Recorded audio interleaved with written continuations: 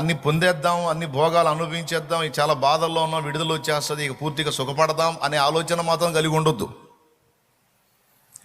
భోగాలలో ముంచి లేపడానికి నేను రాలేదు మిమ్మల్ని. ఒక శిల్పి శిలను చెక్కినట్టు చెక్కి ఒక చక్కని శిల్పంగా మీ వ్యక్తిత్వాన్ని రూపుదిద్దడానికి నేను వచ్చాను. ఆ పని నేను మీ మీద జరిగించేంత వరకు మీకు దెబ్బలు పడతానే ఉంటాయి, శ్రమానుభవం తగులుతానే ఉంటుంది. దానికి మీరు సిద్ధమేనా? అట్లయితే నన్ను వెంబడించండి, లేకపోతే సర్దుకోండి అంటాడు.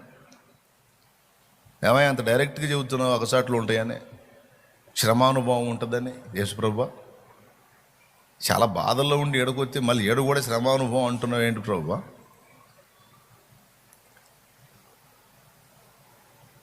అంటే పోయినంతైనా లేకుండా ఉండవు, ఓ పద్ధతి ప్రకారం ఉంటాయి.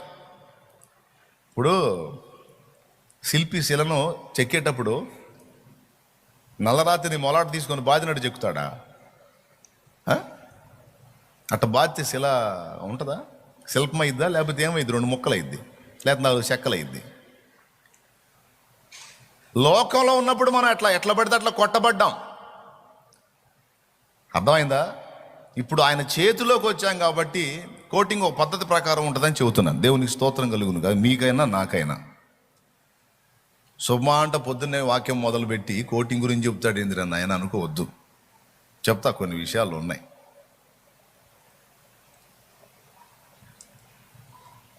ఇప్పుడు ముక్కు మీద సుత్తి తీసుకొని ఒక దెబ్బ కొట్టాడు అనుకో, ముక్కు పగిలిపోద్ది.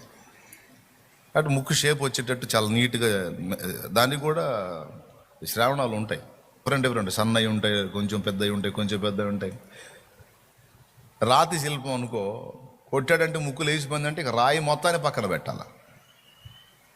రాదిగా అతికిచ్చి ఇచ్చామనుకో రాయిని, అతుకులు పెట్టుకోవడానికంటే రాతిలో చెక్కిచ్చింది మేము శాశ్వత కాలం ఉంటానికి. నువ్వు ఎర్రగొట్టి మళ్ళీ అతుకు పెట్టించావే సిమెంట్తో అతుకులు పెట్టుకునే కాదు, సిమెంట్ బొమ్మే చేయించుకునేవాళ్ళం అంటారు.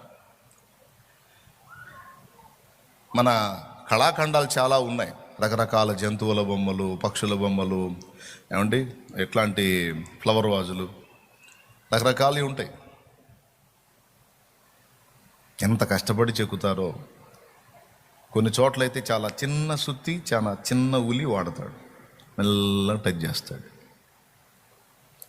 అట్లాగా యేసయ్య చేతుల్లోకి వచ్చిన తర్వాత మనం చెక్కబడతాం అనేది మర్చిపోవద్దు. దానికి తగినట్లుగా ఎక్కడ ఎంత మాత్రం మనకు దెబ్బ తగలాలో అంతే. సాధారణముగా మనుషులకు కలుగు శోధన తప్ప మరి ఏదియో మీకు కలుగుటలేదు.